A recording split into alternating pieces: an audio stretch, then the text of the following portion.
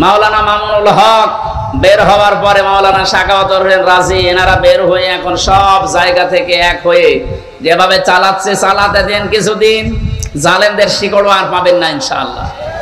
কারণ জেলে দিয়ে জালেমরা মনে করেছিল মানুষ এদেরকে খারাপ ভাববে।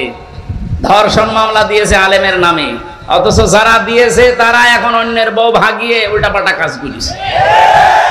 তাদের 3 ইঞ্চি বের হয়েছে। কথা বলছে না কেন? এই যে ছোট হুজুর, কি জানো নাম, মাদানি, এ আমার সাথে 2 মাস ছিল এক ঘরে। আমারে বলছে হামজা ভাই, ভাই বলছে এই কারণে তো বয়স ছোট না, বয়স তো এখন প্রায় 30 আর আমার 33। তো ভাই বলোটা বলবে কি, ছোট হুজুর পিসকে হুজুর শুধু ওই সাইজে ছোট তাই। আমারে বলছে, আমারে নিয়ে গেল হাতের ঝিলে এরা 12:30টার সময়, ওখানে নিয়ে পুরা উলঙ্গ করে আমার এই হাতের ভেতরে সিগারেট দিয়েছে, আর একটা অর্ধ উলঙ্গ মেয়েকে আমার পাশে বসিয়েছে। ছবি তুলে বলছে এটা ছেড়ে দেবো, যে হুজুরের চরিত্র কি মানুষকে দেখাবো। কোরআন শরীফ পড়ছিল, কোরআন পড়তে পড়তে আমারে বলছে আমি একটা কথাও মিথ্যা বলছি না। এক এসআইকে ডাক দিয়ে বললাম, ভাই আপনারা তা করলেন আমার সাথে, এটা কি হারুন স্যার জানে? ডিবির ওই হারুন জানে না মানে, উনি তো করাচ্ছে।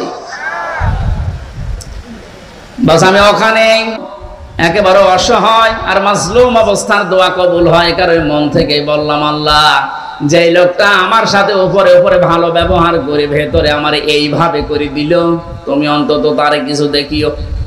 আল্লাহ দেখায়নি। কয়েন্সি আর রাস্তায় বের হলে মানুষ বলে 3 ইঞ্চি 2.5 ইঞ্চি। কোথায় নামিয়েছে আল্লাহ দেখেছেন? যা করেছিল ছোট হুজুরের সাথে ঠিক আল্লাহ তার চাইতে বেশি করে দেখিয়েছে। ছোট হুজুরের হয়তো অত ইঞ্চি না, কিন্তু ওর তো সব দিকে ফেললো মানুষ। আর বড় হুজুরের দোয়া কবুল হয়েছে, বলেছিল একটা ঝাঁকা দেব, একবারে দিল্লি গিয়ে পড়বা, তাই পড়িস। এখন মানসাই হুজুর, সেই যে হুজুর আমরা যারে আছে, আমাদের দোয়া তো কবুল হবে না। মন থেকেই দোয়া করেছি, যে যা করেছে আল্লাহ অতটুকুও যদি করো ওরা সহ্য করতে পারবে না। রিমান্ডে নিয়ে জেলখানায় পর্যন্ত, এই কাশিমপুর কারাগার আজকে মাগরিব থেকে এসব পর্যন্ত ওর পাশের দেওয়ালের পাশে মাহফিল ছিল। ওখানে ওই সময় যে জেলার ছিল হিন্দু দেবদুলার, এ লোকটা আমার সামনে একটা মুসলমানকে, দাড়িওয়ালা মানুষ, নিরপরাধ, এই লোকটারে এমন পিটাইলো কারারক্ষী দিয়ে, এরপরে নিস্তালায় নিয়ে ডান্ডা বেড়ি দিয়ে বন্দি করে রাখল। অথচ 96% মুসলমান আমরা। ওর দাপটে ভরা জেলখানাটা, বিশেষ করে হাই সিকিউরিটি কম্পন তৈরি হয়ে থাকতো, কোথায় পালিয়েছি। এই জুলুম যারাই করেছে তাদেরকে পিটিয়ে মানুষ মেরে ফেলবে না। নিরপরাধ যে মানুষগুলো, সাধারণ জেনারেল যে মানুষগুলো, কাউকে কিছু বলবেন না যদি আপনার ক্ষতি করে না থাকে।